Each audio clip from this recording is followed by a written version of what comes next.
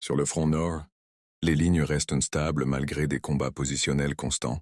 Direction Krasny-Liman, encerclement progressif. Les Ukrainiens tentent de reprendre pied d'Ared Kodub, mais les forces russes renforcent leur emprise sur la zone.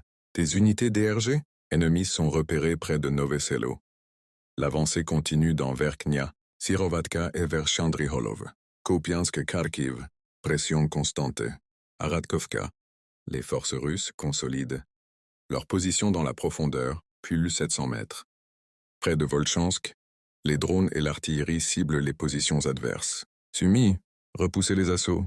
Dans la région de Tetkino, plusieurs attaques ukrainiennes sont repoussées. La libération de Besedovka permet de briser les contre-offensives menées depuis ce point. Plus à l'est, à Yunakovka, plus de 10 contre-attaques ennemies sont neutralisées.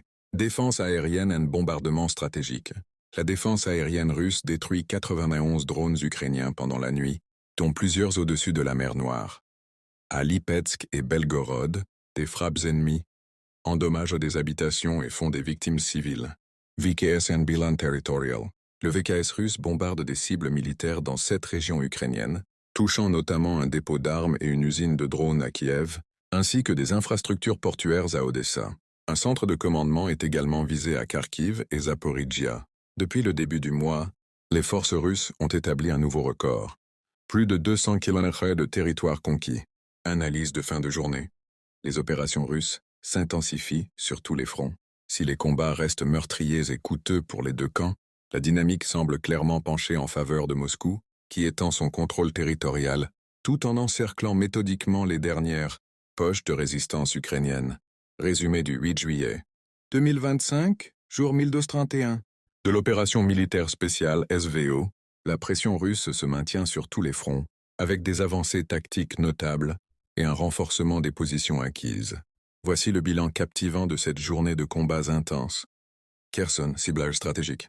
Les forces russes détruisent un entrepôt de munitions ukrainien, perturbant les arrières ennemis.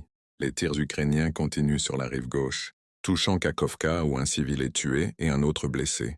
Zaporizhzhia, libération confirmée de Kamensky. Après plusieurs jours de combats acharnés, le village de Kamensky est officiellement libéré, même si les opérations de nettoyage se poursuivent. L'aviation et l'artillerie ciblent les défenses adverses autour de Plavny, tandis que des affrontements localisés émergent à Stepovoy et Tchotcherbakovo.